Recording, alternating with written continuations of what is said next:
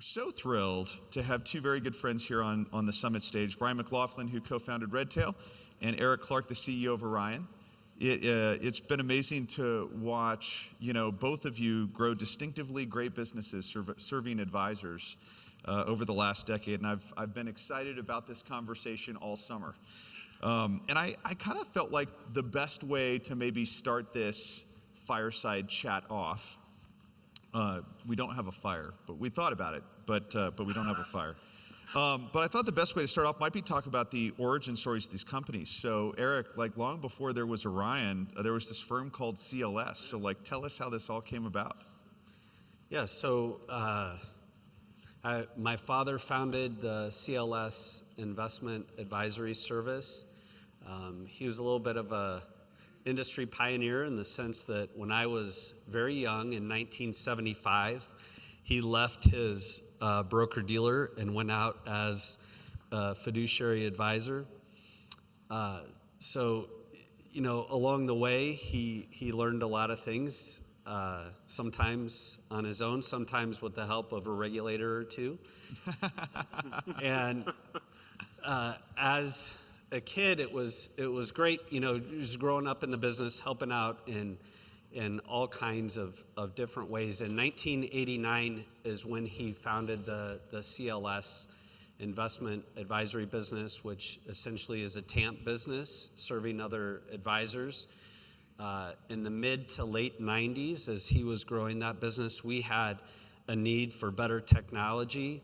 I was running our operations in IT after finishing up grad school, and because we needed better technology, came up with a business plan to start the company that today is Orion in December of 1999. So I really have, a lot of people to thank along the way, but certainly my father for, given me a chance to, start this crazy tech business. And it's been an absolute blast to work with advisors. Yeah, that's awesome. So cool. Brian, how did a kid running IT for an advisory firm end up building the CRM that the vast majority of advisors use today? I don't know, but I mean, we had two IT geeks up here, There you go. It was, I told the story a number of times, but it essentially was coming down to solving my own problem inside the business. So if you haven't heard the whole story, that basically I moved to Sacramento for college. I'm bored. I call it job line. That's how back I'm dating myself here. I call a job line. You just hung up from movie phone. Yeah, it's exactly movie phone weekend, at the university. And then you called job line. Okay, got it. And it's like, would you like to hear job postings? I'm like, yes. But, and maybe it's efficiency is in my blood or something, but I just picked the first one. I had no idea what that was. I'm just like, I just need a job. So I go in. It's a financial advisory firm. It's an OSJ. I have no idea what an OSJ is. I learn all the lessons of that. And I go in to be a grunt. Okay. And as I hop in there, at the same time, one of my business partners later on was also hired as head of IT.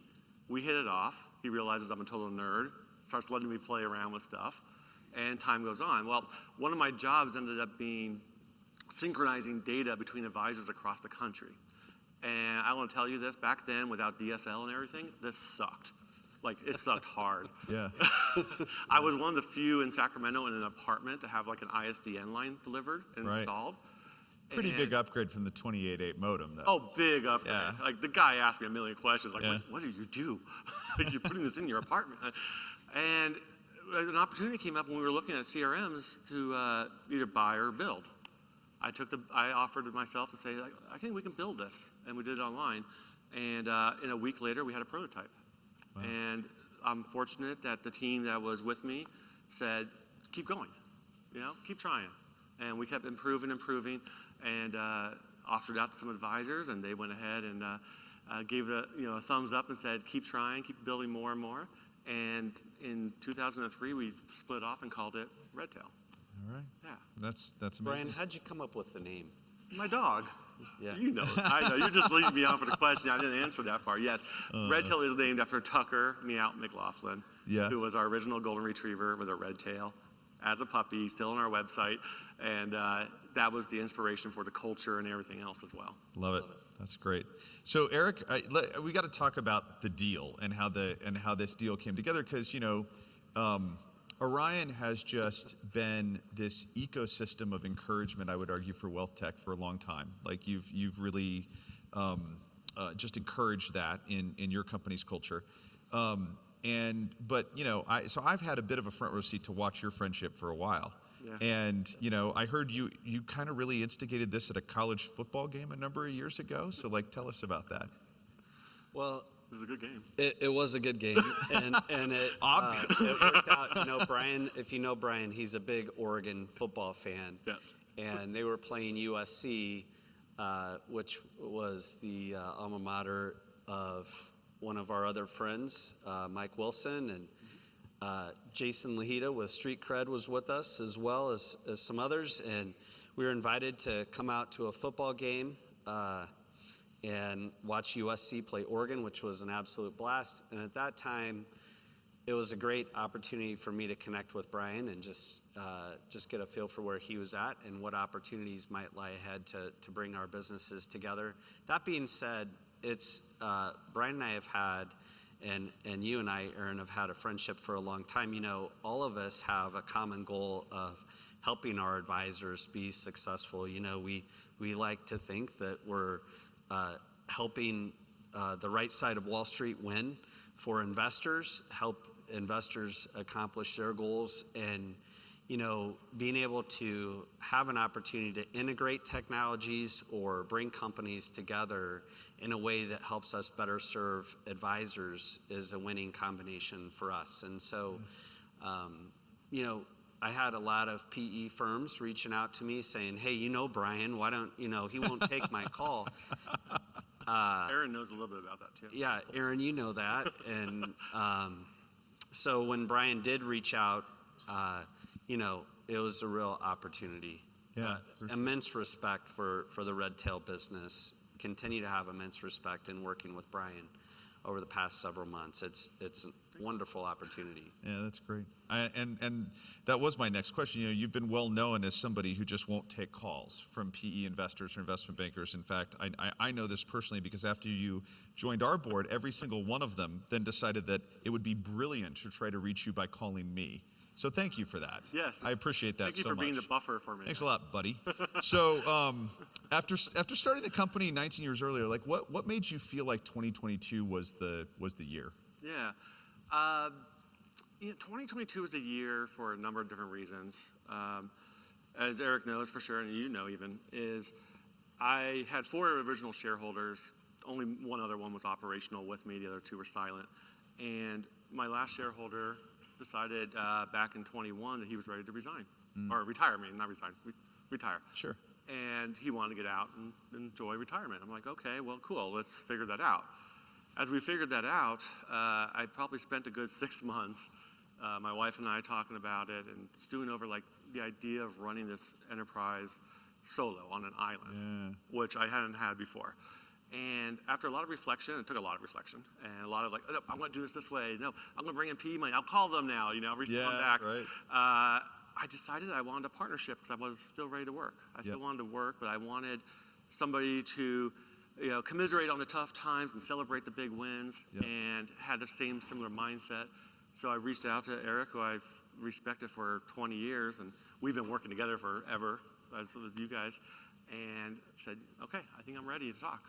And so once I knew I was ready to talk, I was in. That was it. Yeah. But it's interesting. You had to learn. You had to process a lot of different things. Running a business for 20 years that you built yourself, literally built. Right. I coded this product. Right.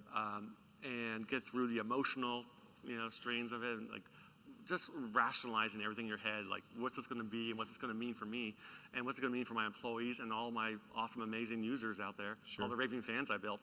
And I want to do right by all of us, right? Yep. And so once I had that conclusion, though, called him, and 30 seconds later, you're like, yes. Yeah. Okay, let's talk. I'm like, okay. There you go. That was easy. So a friend, that's an awesome story. And a friend and mentor of mine once told me, he said, listen, all deals die 3 times before they close. Yeah. So was that true here, or was this the exception to the rule and it was just kind of smooth sailing throughout the process? Well, from my perspective, it was I would say, a couple of years in the making. Sure. You know, and So you had your 3 deaths early. well, yeah, I actually think it from our perspective, it went very well. Yes. You know, Brian told us what he needed up front, the things that were important to him, wanted to understand how we were going to continue to support the advisors, the staff, the team that had built the amazing Redtail capability to where it's at. And then also he had a lot of concerns about like, okay, so now what does that look like as we go forward? How do we take it and make it even better? And as we started to have those conversations, you know, the momentum actually seemed to build on the discussion. And so I think it you know, you always have a lot of due diligence to get through, but I felt like the process was pretty smooth. I mean, I had never done it before, Yeah. so I would say, yeah, it was Yeah. smooth. It didn't die 3 times. I mean, Yep. once we were in, we Yeah. committed to each other and just wanted Yeah. to work. But I think that speaks to the trust we have with each other Sure. and the respect we have for each other. Yeah. You know, like you said, you know, we laid it all out right early, day one, Yep. and said, here's what we want to do on both sides, and then we started building made on it that. happen. Yep. Yeah. I mean, it was quick. That's great. You know, a lot of the folks in the room are building wealth management firms, and perhaps some of them hope to do some kind of deal in the future. So what's the number one piece of advice that you'd give them to kind of set themselves up for that kind of success? Yeah, I think what's most important is that you look for partners that will help you accomplish your objectives. It's really easy to get sidetracked when you look at deals to, you know, become enamored with things that actually don't help you accomplish your objectives. So, you know, if you're looking to do a deal with a partner, a strategic partner, or a capital provider of your business, you know, make sure that you focus on those things that are important to you personally. And it's hard because sometimes you get sidetracked, and make sure that you identify what those things are up front and then revisit those along the way to make sure that you're still, you know, you're still tracking and still on target. For us, when we brought in private equity to help us not just compete from a tech perspective, but also from a balance sheet perspective at accomplishing our mission, you know, it was important for us to shore up areas where we needed help. We needed help at a strategic level, at a board level, and you know, some other areas. And as we interviewed different private equity investors, you know, we'd go back and revisit those items. And I think identifying those things up front, whatever that means to you, is really helpful. Yeah, I mean, I would add on to that from my side, understand, you know, who you are. Understand who you are as an entrepreneur and what your values are and what that should mean as an end game, right? You have your mission, values, and vision, or mission, vision, values, and you have this, and you're going to live and develop your business and your culture around that. And I think what's really important, though, is just you need to understand who you are Yep. and what your legacy is going to be, right? And once you understand that and you are grounded to that, it really helps make decisions and help guide you to what's going to be right to the business. And what's right for the business is going to be different to everybody in this room. It was different to me, it was different to you. And that's going to be the hardest challenge, I think, but something you want to solve for. Got it. That's great. You know, you finally got your first promotion in 20 years. Congratulations, Thanks, Eric. by the way. Because you know, You promote yourself from CEO, right? Right. And so, you know, you join forces. You're president of CRM at Orion, Yeah. and then just recently, like big change, like Eric, you asked Brian to lead all of Orion Wealth Tech. I mean, what's the big mission of you moving into this new role, kind of leading all of Orion Wealth Tech? You know, that's actually the first question I asked this guy. What should the mission be? What do you think? And we both agreed, the word is harmonize, that we're going to work towards harmonizing the teams, the culture, the products. And those things have to all be done kind of in cadence with each other. So my goal is to really merge the people and the processes so that we operate as one. You know, the one Orion is the mantra, and we always had a similar thing. We call them tailors or raving fans internally, but it's the same concept, but we have to act as a tribe. And when we do that, we're going to be able to achieve levels of success that we couldn't even imagine. And so my number one goal next year is, harmonize culture, people, technology. Wow. Okay. Eric, I know you've been so passionate for a long time about serving fiduciary advisors, and that's what you've been building the Orion platform to do. Tell us kind of how you see Redtail CRM melding into Orion's technology. Like, is it always going to be a separate product? Is it really going to come together? Like, how do you see that playing out? Yeah, well, we look at 4 strategic pillars as we're trying to connect the advisor-client journey across, prospect to plan, to invest, to ultimately achievement of client goals and objectives. And, the first place that advisors enter a prospect is in the CRM system. And so then we have to pick up that prospect and enable efficient workflows right from that entry point where the relationship is defined. So for us, that CRM piece is really foundational to enabling the rest of efficient workflows for advisors. At the same time, that we're trying to create in essence, a Google suite of technology for advisors to leverage. We are very much an open architecture platform. By contract, our advisors own the data, and not only do our advisors own the data, but we curate the data for them in real time through AWS's Redshift platform. So all of our advisors can have their own AWS account, tap into the same data layer that we use to power all of our reporting and trading and billing, all the systems that we have at Orion, real time. So, I think that sets us apart as an industry provider to not only contractually allow our advisors to own the data, but then curate that data layer for them real time and enable great integrations with partners such as Riskalyze. I mean, it's really, really important, and it's hard for people outside of this industry to probably understand, but the core of independent advisors is that you all are independent. You need to have technology capabilities that allow you to enable your unique value proposition in the marketplace. And that AWS Redshift data platform really helps power those integrations even beyond, API connections where you have to call 1 million times to get information. This just allows us to share the same information in real time with our partners. Yeah.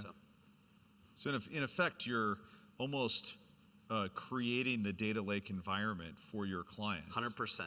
And making it possible for them to just tap directly into that at the cloud services level. That's right. That's fascinating. Yeah. If you think about it, the Redshift stuff is a change of delivery model for how the industry delivers data real time and so forth. But the firms can add their own data onto that and then customize kind of their own reporting BI, what they need that might be outside the scope of what we can provide. Yeah, so that's actually pretty powerful as well. If this sounds too kind of techie, think about things of you're trying to keep your systems in sync, especially those of you that are running larger firms. You're batch exporting data out of one system to tee it up over here for other purposes. And no sooner do you do that than data in this system changes a bit. And so those things are out of sync. So then we introduced an API layer to make that better, but especially those of you running larger businesses, you have so much data that you need to move that making those API calls, literally millions of times becomes very inefficient. And then, it's a matter of how do we notify each other when there's data that has changed so that we can make those calls all over again. With this platform, it literally allows us to separate the compute layer from the data layer and share the same data layer so that we're not having to move that information across systems. And it really is a game changer for our ability as a tech provider to support really the independent nature of the advisors that we serve as well as larger enterprises. Yep. Yeah, that's great. I think we should double click on integrations for a second because Orion has always been one of the vendors most focused on building that technology ecosystem and creating great integrations. I'm kind of a wonk out in product CEO. Mm-hmm. You're a wonk out in product CEO.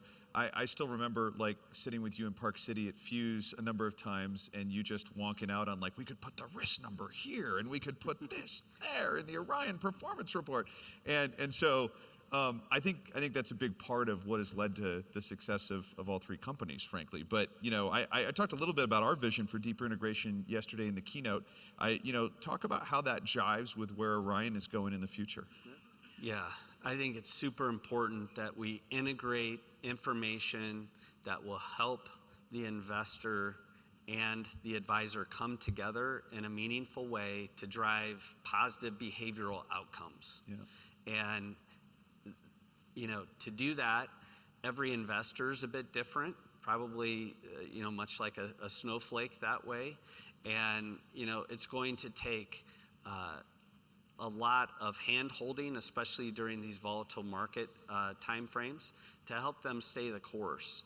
And being able to bring in different information at different times to curate, the right recipe for each of these investors is really important. And that means we have to embrace integrations and be able to embrace best-in-class visualizations that will help people understand their investments better, understand, the objectives better. That being said, I do think our industry is in a transformational time where, we've had these value propositions that have evolved from being investment-centric to being planning-centric. And I think we're migrating out another layer towards, an area of behavioral finance and helping people understand how to align their values, the things that are most important for them, with those planning goals. And it's a pretty exciting part of this evolution because the technology capability that we have allows us to in essence, create better behavioral outcomes for investors. Well said. Yeah. I think the only thing you want to reinforce too is that our values are around most in one is the goal, not all in one. And I think we should keep in mind that we're, saying we're open borders, and we're going to be open borders as far as working and providing the best value for the people in this room and their clients as well, is ultimately the goal. So we're going to look at all of our tool stack and say, how can we improve it and how can we tie it all together in a real nice experience? But at the same time, we're not going to ever stop saying, let's build a deeper integration with RiskLize and all that cool check-in stuff you're doing and everything else, right? Yeah. There's so much opportunity, and everybody's, like you said, a snowflake. The businesses are snowflakes too. What's important to somebody over on this side of the room is different than over there, and we need to be able to accommodate whatever that is. And honestly, there's more strength and power when we're all united building solutions together and tying it all together than we are if we do it separately, siloed. Yeah, so we'll for keep building. That's great. Last question I've got for you two. We are clearly in unique and challenging times, and nobody really knows exactly how this macroeconomic situation plays out that we're in right now. What's your best piece of advice for all of these business owners and entrepreneurs and builders in the room as they try to navigate these uncharted waters that we're in from a macro perspective? Like, is this a recession or not? The last couple of trips I've taken, everything's packed, everything's sold out, everything's this and that. It's like the weirdest recession we've ever seen, I think. I wish we could kind of figure out what that is. We've had this before, 2008. From my perspective, FinTech did really well, but I think this is the time where you just buckle down and look at your core principles and focus on them. It's the same with the pandemic, right? I think we all thought in March 2020, there it all goes to heck. That's it. It's all going to come. Everybody's going to remote, and I'm not ready for my business. But we learned that we can pivot and change, and we can adapt really well as an industry. And that's all we got to keep in mind, keep in focus, is be nimble, be ready to pivot, and keep your ear to the ground. But don't worry, what you're doing has worked for you, and it will continue to work, even through a tough time. We've seen this before, people. It's not new. So get that turtle shell on, I like to say. Get your tough skin on. It might be a little tough next year. Who knows? We'll see. But we will make it through. Yeah, I agree 100%. A lot of times when we go through things that are difficult, there are silver linings there wherein lies great opportunities, for our businesses to do more, to serve more, to pivot our business models, maybe adjust things that will create even bigger opportunities for us in the future. it's easy to sit here today, 23 years after we're starting Orion, and say, wow, that was a great opportunity. When we were looking for technology to support our rapidly growing RIA business and we couldn't find what we needed, it was actually a pretty painful experience. Our business was encountering all types of bottlenecks and challenges and frustrations from, different areas of the business. But out of that came this wonderful opportunity. So even though we're going through a difficult time right now as a global economy, I do believe that there are great opportunities that lie ahead, and we certainly have lots to look forward to in the future. It feels to me like we have a supply problem more than a demand problem. While we curtail demand, that'll be helpful around the fringes, but I think it feels like you go to buy a car and there are no new cars unless you're willing to wait for a couple months or something. It seems like we have more of a supply problem than, say, a major issue with the economy. It does feel like a roller coaster, obviously, but at the same time, I think as soon as we solve the supply problem, everything will calm down, the dust will settle. Yeah. In time. Yeah, in time. In a little bit In of time. In time. Well, this has been a great conversation. Congratulations on a blockbuster deal that is going to be really transformational, not only for your two companies, but for the industry. Yeah. And we're excited for you. Thanks for excited coming to here to Summit to share the story. Let's give it up for Eric and Brian. Thank you, my friend. Thanks, Aaron. Appreciate it. All right.